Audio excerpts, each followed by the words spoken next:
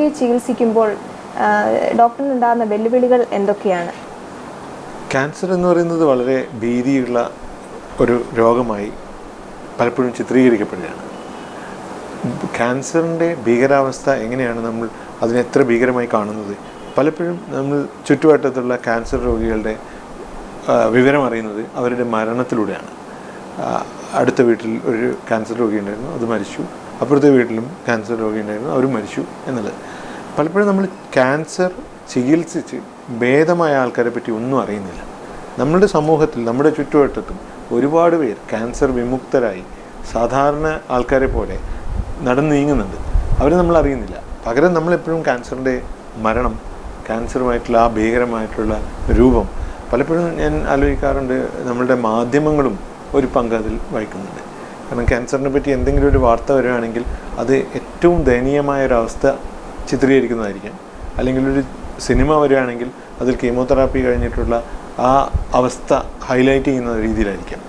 പക്ഷേ ക്യാൻസർ ചികിത്സകൻ എന്ന രീതിയിൽ ഈ എല്ലാ അവസ്ഥകളും കാണുന്ന ഒരാൾ എന്ന നിലയിൽ എനിക്ക് പറയാനുള്ളത്, നമ്മളുടെ നാട്ടിൽ വരുന്ന ക്യാൻസറിൻ്റെ ഒരു 2/3 ഭാഗം ക്യാൻസറുകളും ചികിത്സിച്ച് ഭേദമാക്കാൻ പറ്റുന്നുണ്ട്, പ്രത്യേകിച്ചും സ്ത്രീകളിലെ ക്യാൻസർ.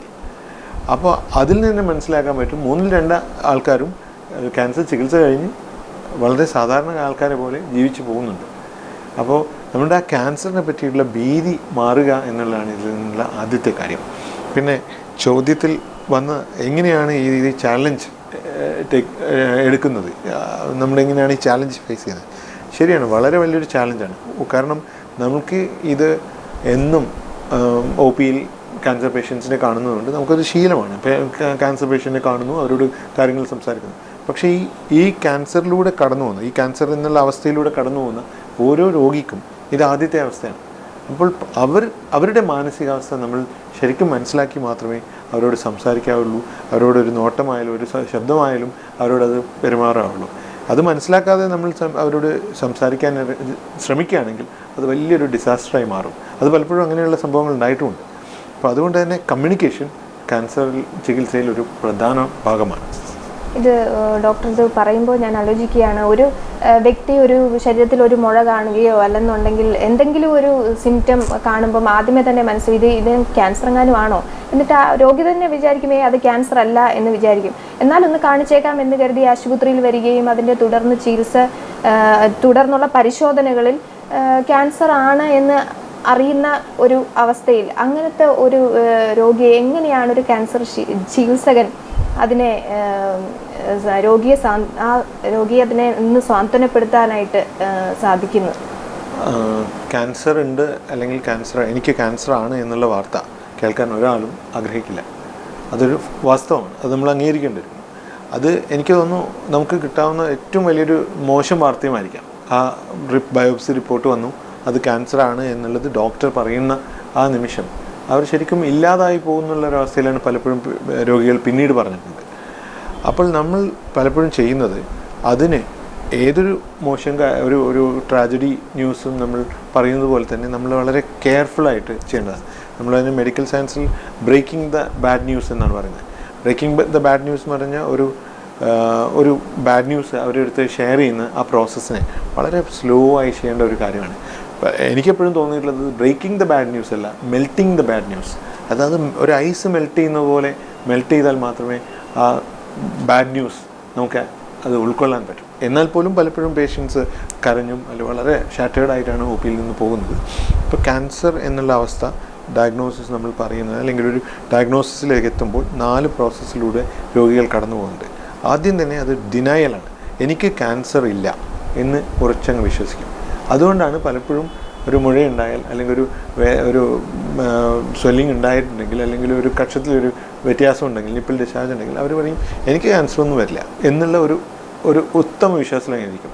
അവരുടെ ഉള്ളിൽ തന്നെ അറിയാം അതെന്തോ കുഴപ്പമുണ്ട്, പക്ഷേ എനിക്ക് ക്യാൻസർ ഒന്നും വരില്ല, അതൊന്നും ക്യാൻസർ ഒന്നും ആയിരിക്കില്ല എന്നും വിചാരിച്ചിരിക്കും. അത് ഡിനയലാണ്. ആ ഡിനയൽ കഴിഞ്ഞ് അടുത്തത് ഈ ന്യൂസ് കേൾക്കുമ്പോൾ ഉണ്ടാകുന്ന ഒരു ഡിപ്രഷനാണ്. എനിക്ക് മാത്രം ഇങ്ങനെ വന്നു, ദൈവം എന്തുകൊണ്ട് എനിക്കിത് തന്നു എന്നൊക്കെയുള്ള ഒരു സങ്കീർണമായൊരു മാനസികാവസ്ഥയിലേക്ക് അവർ പോകും. അത് എനിക്ക് ഇത് താങ്ങാൻ പറ്റില്ല. പിന്നെയാണ് ആക്സെപ്റ്റൻസ് സ്റ്റേജിലേക്ക് വരുന്നത്. ഈ ആക്സെപ്റ്റൻസ് സ്റ്റേജിലാണ് നമ്മളുടെ ഡോക്ടർമാർ പ്രവർത്തനം തുടങ്ങുന്നത്. അല്ലെങ്കിൽ ഈ ഡിപ്രഷൻ മാറിയെടുത്ത് ആക്സെപ്റ്റൻസിലേക്ക്, എനിക്ക് ക്യാൻസർ ഉണ്ട്, ശരി, എൻ്റെ കൂടെ എൻ്റെ ഫാമിലി ഉണ്ട്, അല്ലെങ്കിൽ എൻ്റെ ഡോക്ടറുണ്ട്, എൻ്റെ ഡോക്ടർ എന്നെ ഇന്ന രീതിയിൽ ഹെൽപ്പ് ചെയ്യും, അപ്പോൾ ഈ കാര്യങ്ങളിലൊക്കെ എനിക്ക് ഇത്രയും സപ്പോർട്ട് ഉള്ളതുകൊണ്ട് ഞാൻ ചികിത്സയ്ക്ക് മുന്നോട്ട് വരികയാണ് എന്നുള്ള ഒരു അവസ്ഥയിലേക്ക് എത്തും. ആ അവസ്ഥയിലാണ് നമ്മുടെ ട്രീറ്റ്മെൻറ്റ് വരുന്നത്. പിന്നെയാണ് ചികിത്സ നമ്മുടെ സക്സസ്ഫുള്ളായി പോകുന്ന 4th സ്റ്റേജിലേക്ക് എത്തുന്നത്, ആ ട്രീറ്റ്മെൻറ്റ് ഫേസിലേക്ക് എത്തുന്നത്. ഈ ഒരു 4 അവസ്ഥകളും കൃത്യമായി മനസ്സിലാക്കാൻ പറ്റുകയാണെങ്കിൽ പലപ്പോഴും എനിക്ക് തോന്നുന്നു ഒരു ക്യാൻസർ രോഗിയെ ചികിത്സിക്കാൻ വലിയൊരു ചാലഞ്ചല്ല പലപ്പോഴും. അത് പലപ്പോഴും രോഗികൾ തന്നെ തിരിച്ച് നമുക്ക് പറയും. ആ സമയത്ത് ഞാനെപ്പോഴും രോഗികളോട് പറയുന്നത്, ഈ അസുഖം ഡിപ്രഷൻ ഫേസ് കഴിഞ്ഞ് അക്സെപ്റ്റൻസിലേക്ക് വരുന്ന സമയത്ത് പറയുന്ന ഒരു കാര്യം, ഒരു വളരെ കുത്തൊഴുക്കുള്ള ഒരു റിവർ, ഒരു നദി ക്രോസ് ചെയ്യുകയാണെന്ന് വിചാരിക്കാം. വളരെ ചെറിയൊരു പാലത്തിലൂടെയാണ് നമ്മൾ നടക്കുന്നത്. ആ പാലം നമ്മൾ കടന്നു പോകണമെങ്കിൽ നമ്മൾ നടന്നേ പറ്റൂ. ഒരാൾക്ക് മാത്രമേ അതിൽ നടക്കാൻ പറ്റൂ. പക്ഷേ ക്യാൻസർ ചികിത്സകൻ അല്ലെങ്കിൽ നമ്മുടെ സപ്പോർട്ടിംഗ് ആയിട്ടുള്ള ആൾക്കാരൊക്കെ ഉണ്ടോ, ഫാമിലി മെമ്പേഴ്സൊക്കെ ഉണ്ടോ, അവരൊക്കെ സൈഡിൽ നിന്ന് സപ്പോർട്ട് ചെയ്യും. പക്ഷേ നടക്കേണ്ടത് പേഷ്യൻ്റ് തന്നെയാണ്. ആ രോഗി തന്നെ വേണം നടക്കാൻ. അത് നടന്ന് പതുക്കെ എത്തുമ്പോൾ, ആ പാലം കടന്നു കഴിയുമ്പോൾ നമ്മൾ ചികിത്സയും പൂർണ്ണമായി. അപ്പോൾ നമുക്ക് ആ റിസൾട്ടും കിട്ടും. അതിനിടയിൽ വെച്ച് എപ്പോഴെങ്കിലും തിരിഞ്ഞു പോവുകയോ അല്ലെങ്കിൽ ട്രീറ്റ്മെൻറ്റ് ഒഴിവാക്കുകയോ ചെയ്യുകയാണെങ്കിൽ നമ്മൾ കുത്തൊഴുക്കിൽപ്പെട്ട് പോവുകയും ചെയ്യും. ഈ ഒരു എക്സാമ്പിളിലൂടെ പലപ്പോഴും പേഷ്യൻസിന് ഇത് വളരെ നന്നായി കമ്മ്യൂണിക്കേറ്റ് ചെയ്യാൻ പറ്റാറുണ്ട്. ഒരു രോഗിയുമായി ഡോക്ടർ വളരെ നന്നായി കമ്മ്യൂണിക്കേറ്റ് ചെയ്തിരുന്നാലും നമ്മുടെ സമൂഹത്തിൽ ഇപ്പോഴും ക്യാൻസർ പകരും എന്നുള്ള തെറ്റിദ്ധാരണ മൂലം രോഗികളെ അകറ്റി നിർത്തുന്ന ആ ഒരു പ്രവണത ഇപ്പോഴും നമ്മുടെ സമൂഹത്തിനിടയിലുണ്ടോ? ക്യാൻസർ പകരുമോ എന്നുള്ളത് എല്ലാവരിലും ഉണ്ടാകുന്ന ഒരു ബേസിക് ക്വസ്റ്റ്യനാണ്.